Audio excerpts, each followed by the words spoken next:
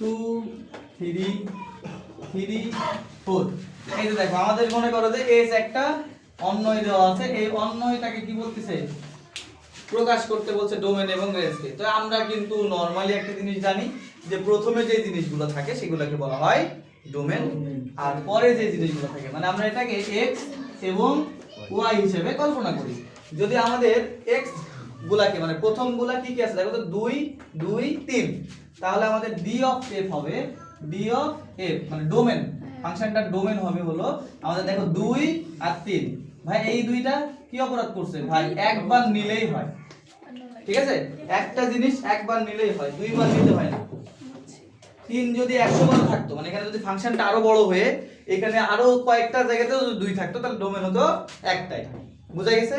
আবার দেখো range R of F, R of F কত, রেঞ্জ গুলো হলো পরে, তাহলে 2 3 4, 2 3 4 লিখিনি 4, এটা হলো কি রেঞ্জ, বুঝা গেছে।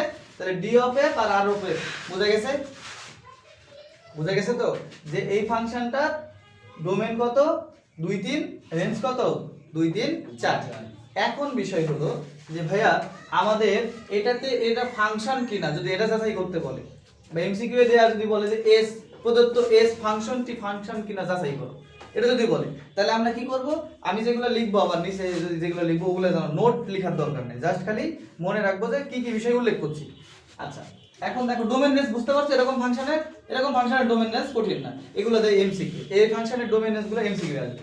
আর আমাদের যেটা আসতে পারে লিখিত সেটা হলো কি এই ফাংশনটা ফাংশন কিনা যাচাই করো, এইভাবে কিন্তু আবার এক্স ওয়াই উপরে দিয়ে টান দিয়ে দিও না, বলে ভাইয়া দিছিল, বিষয়টা এরকম না, ভাইয়া তো সবকিছুই দেয়, সবকিছু কি তোমরা নাও, কিন্তু তোমরা এমন জিনিস লিখবা সেটা দিলে ক্ষতি হবে, বুঝা গেছে না, অনলাইন।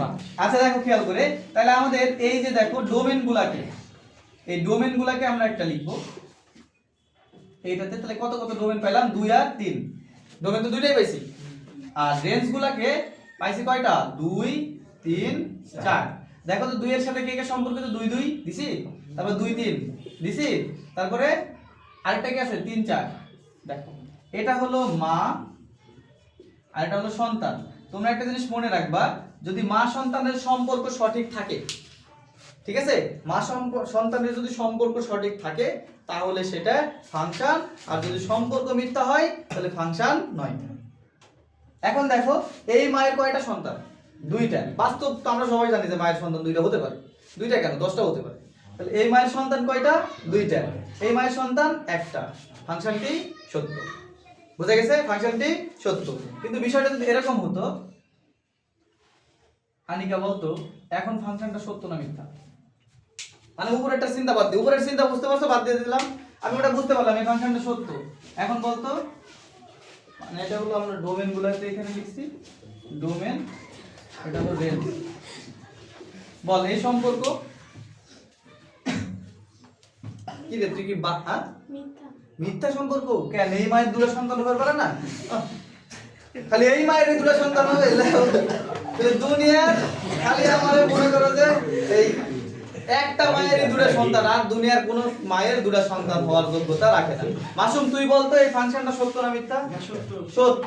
এখন তুই বলতো আমি এই জায়গা থেকে মিথ্যা করে দিচ্ছি, দাঁড়াও বস বস মাসুম বস, এই জায়গা থেকে মনে করো যে এই ফাংশন দেওয়া আছে আবার এখানে দেওয়া আছে, এখন বলো তো ফাংশনটা সত্য না মিথ্যা, এটা মিশানো, হ্যাঁ 3 দেখো 2 এর সাথে 3, 2 এর সাথে 3, 3 এর সাথে 3 আর 4 এর সাথে কেউ নাই।